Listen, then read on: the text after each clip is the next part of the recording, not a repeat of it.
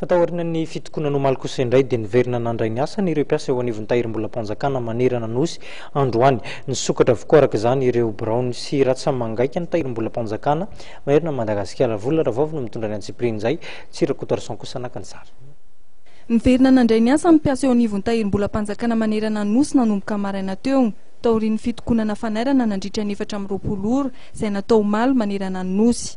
Fitokonana izay ratsy ahivina dia noho ny raharaha fisolokiana nataon'ny olona nikasa moka vola mitentina 12 miliara ariary tao amin'ny bureau de cadastre minier de Madagasikara na BCMM.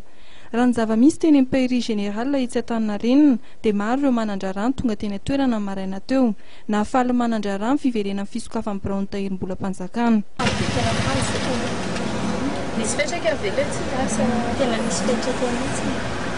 Ianao tonga teto man dia verina zany tsy miasa mihitsy na omaly fa androa mihitsy na vao niomana ny akaty satria veniko tamin'ny telo mihitsy.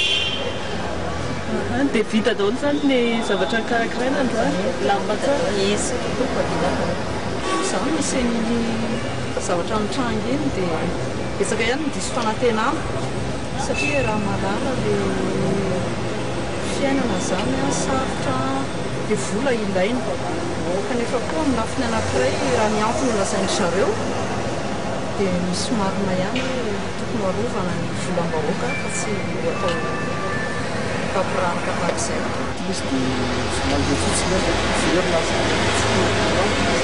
Là zany tonga dia vitanao voafitana izay ny dia hoe hietsika ataon'zareo zay hoe fiarovana volam-bahoaka zay hoe na mifijery zany aloha dia aloha rehefa tenanao sy dia aloha hiarovana hatrany farany rehefa hoe volam-bahoaka tenanao za raha ohatra izy tenanao dia tsy manino ohatra ny be da be sinema mantsy ohatra hoe fanotelo ty nefa ohatran'ny voalohan'ilay voaloha sy faharoa azo atao tsy hita zay tongotra tsy haiko andro fahafolona angamba vao tena hiavy zareo.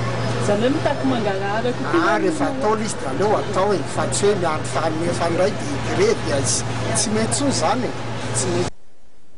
Raha nambarany solo tena mpiasa eo anivon'ny tahirim-bolam-panjakana dia mijery ary manaraka amin'ny fivoaran-draharaha mpiasa eo anivon'ny tahirim-bolam-panjakana ary miankina amin'izany ny iverenan'izy ireo hanao hetsika anatsimy.